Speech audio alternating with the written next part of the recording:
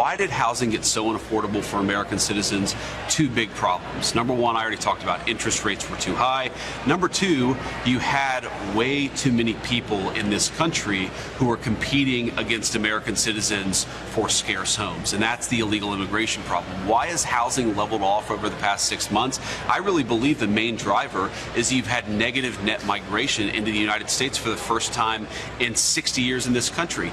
You cannot flood the United States of America with 20, 30, 40 million people who have no legal right to be here, have them compete against young American families for homes and not expect the price to skyrocket. It's as simple as supply and demand. You increase the demand, you're going to increase the price. Okay, not to get so political, but obviously when a politician says something, it automatically becomes political. But that's the most stupidest thing I ever heard. Remember, guys, they said the immigrants were coming, the legal immigrants are coming for our jobs. Now they came for our houses. So the houses that we cannot afford right now is due to the fact of illegal immigrants. We're beaten out in the price market as American citizens by illegal immigrants because they have all the money, they have all the resources to get a house that we can't afford now. So now what we're gonna do? Now, legal immigrants are gonna spend so much money for homes that we can't afford. That's not the real issue though, right, guys? We're not stupid. We know what the real issue is. Let's be honest, there's two things here. Okay, there's two things here at play. Number one is the private equity firms. He's not going to say it. Obviously, the lobbyists are lining up his pockets, so he's not going to say it. But the reason why right now so many people are struggling to get a home is because the prices of home are so expensive and private equity firms are coming in with straight cash, homie, and just buying up all these properties. So for someone now trying to compete with that, it's going to be damn near impossible. It's going to be damn near impossible to compete with these private equity firms. And then also another reason is most people are staying in their homes for a long period of time. These boomers are not going to give up their homes easily. And to a certain degree, I kind of get it. If they sell their home, where the hell they're going to go? And if they want to leave the house, it doesn't have to be at a good cost.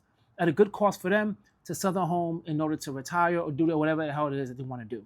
Because the majority of people in society, especially from what I saw recent survey and Fidelity, the average person in the age of 60s, in the 60s, has like $230,000 in a retirement account. So now most people, all they have, the money that they have is money tied into the home, into the equity.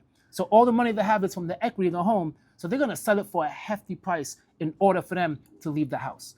But they're not going to do that. We know they're not going to do that. We know the true issue is not the private equity firms as well, right? We know it's a big problem, but it's not. The biggest problem is the wages.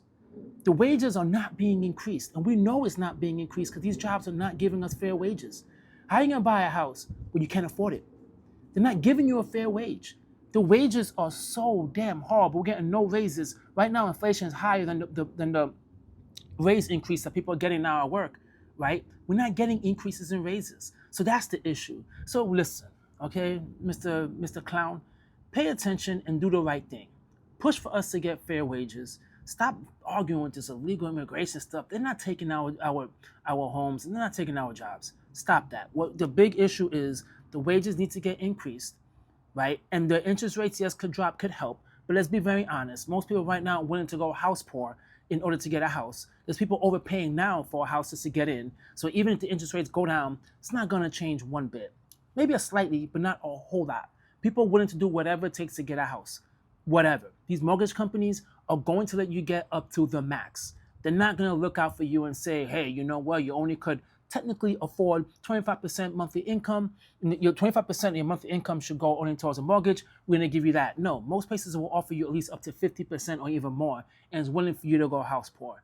So that's a true issue right here. Let's not lie and say it's about illegal immigrants and now it's getting better.